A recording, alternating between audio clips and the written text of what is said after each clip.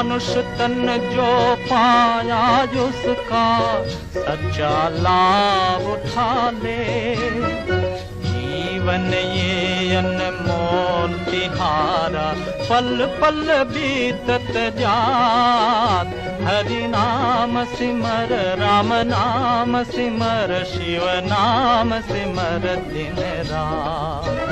हरि नाम फिर आ गया जोशी मठ या ज्योतिर्मठ। जगत प्रसिद्ध वेदांत और दर्शन शास्त्र के महान भाष्यकार जगत पूज्य आचार्य शंकर ने इस मठ में अपनी महासाधना के श्री क्षेत्र की स्थापना की थी। उन्हीं की महासाधना से प्रेरित होकर भक्तों और सन्यासियों का दल आज भी यहाँ योग साधना किया करता है। शंकराचार्य जी ने जहाँ परम ज्योति लाभ की थी, उस स्थान पर छाया घिरी साधन वेदी के दर्शन करने से भक्ति और श्रद्धा अपने आप उमड़ आती है। फिर आ गया पांडुकेश्वर। कहते हैं इतिहास प्रसिद्ध चंद्रवंशी पांडु राजा यहीं निवास करते थे।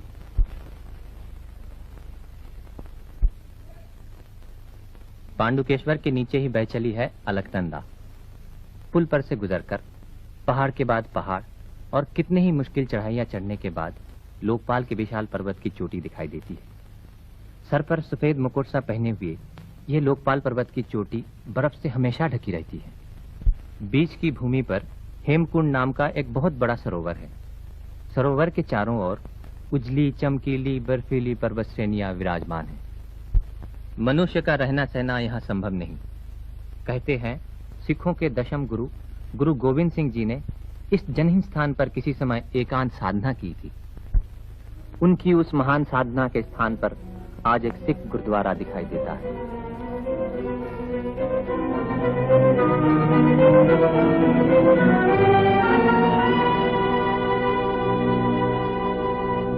वहां से लौटने पर रास्ते में दिखाई देती है वो विशाल जलराशि जो हेमकुंड से निकलकर लक्ष्मण गंगा के नाम से अलकनंदा में आ गई।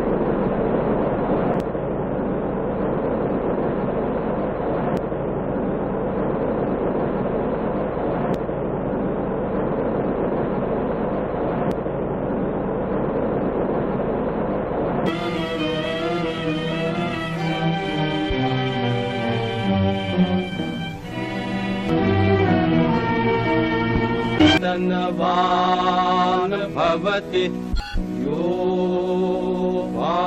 जम्बूद्वीपे भरतखंडे आर्यवर्ते देशांतर्गते अमुक अपना अपना नाम लीजिए। बामनी दाई गोपाल मोदी। मन ने मुझे स्थिर न रहने दिया। जिस मंजिल पर पहुंचकर दूसरों की यात्रा खत्म होती है, वहीं से मेरी यात्रा फिर शुरू हुई। मुझे जाना है उसी राह पर जिसे महाप्रस्थान की राह कहते हैं। बर्फ से ढके हुए रास्ते से मैं आगे बढ़ चला। नीचे बहा चला जा रहा है पिघली हुई बर्फ का प्रवाह।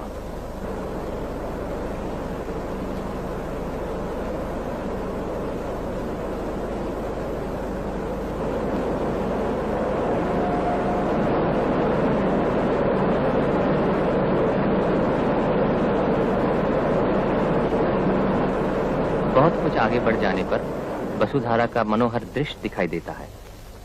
वायु द्वारा उछाली हुई जलधारा की असंख्य बूंदें चारों तरफ छिटकी पड़ रही। रास्ता बहुत ही कठिन है।